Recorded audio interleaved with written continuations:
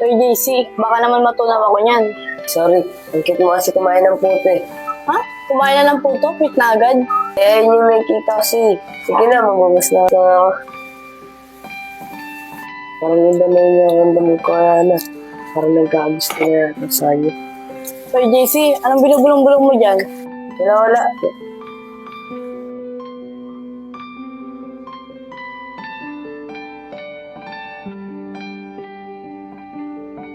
Iba na talaga naramdaman ko na.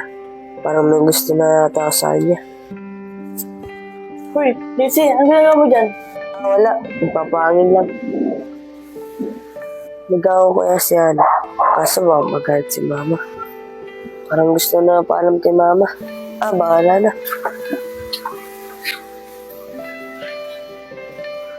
Alam mo, tita, may namimiss ako dito, si Digma. Pwede na tayo ng mag-marathon. Kahit ako rin naman namimiss ko yung anak ko si Digma. At nga pala, saan po JC? Tita, Digma na po yung tawag mo sa kanya. Nakakalimutan mo. Oo nga pala. Asan nga pala si Digma? Ayun, tita, nakatingin sa atin. Oh, JC, anong ginagawa mo dyan? Wala po Mama. Maghugas lang po ako ng plato. Oh, kaugas mo lang kanina. Mama, marami po kasi hugasin. Maghugas din ng pulit ako. Iba na yata yung galawan ni JC ngayon, ha? Oh, sila na pala ni Daniel? Opo, tita. Sila po nagkatuloy ni Katrin Bernardo. Nandito talaga ang makiniana.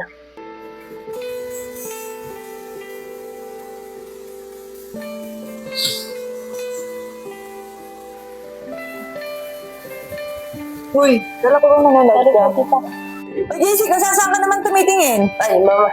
Baka mabasag naman yung baso. Ay, sorry po, Mama.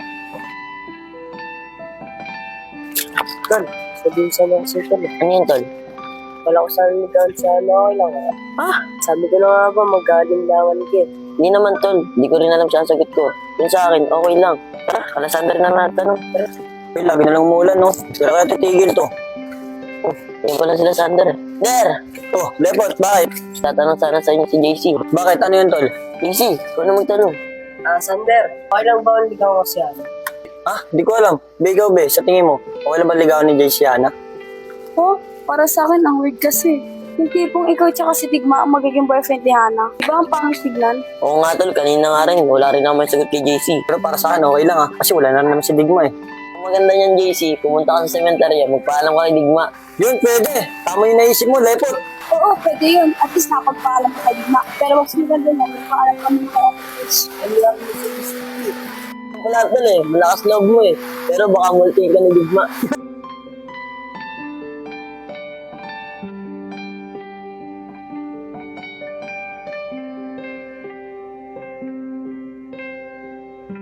Bahala na. Paglabas ni Mama, sabihin ko na nararamdaman ko yan na. Oh, bakit malungkot ng anak ko? Anak, bakit naman malungkot ka? Nangunugulog ko kasi sa isip ko na. Bakit na? Ano bang gumugulo sa isip mo? Mama, sabihin ko sana sa inyo. Sige, sabihin mo, ano ba yun? Ma, okay lang po baligawan ko si Ana. Ano, JC? Para namang wala ka namang respeto sa anak ko.